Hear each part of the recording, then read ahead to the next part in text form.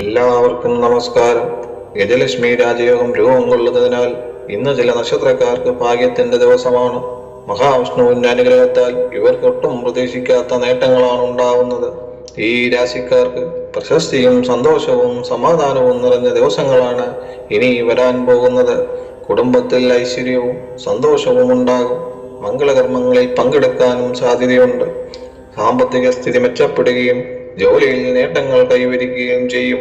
ഇവർ ചെയ്യുന്ന എല്ലാ കാര്യങ്ങളിലും വിജയമുണ്ടാകും. വീട്ടിൽ സന്തോഷവും സമാധാനവുമുള്ള അന്തരീക്ഷമായിരിക്കും. കുട്ടികളുടെ കാര്യത്തിൽ സന്തോഷമുണ്ടാകും. ദാമ്പത്യ ജീവിതം കൂടുതൽ മനോഹരമാവുകയും ചെയ്യും. ഭാഗ്യശാലികളായ നക്ഷത്രക്കാർ ഇവരാണ്: മേടം രാശി അശ്വതി, ഭരണി, കാർത്തിക.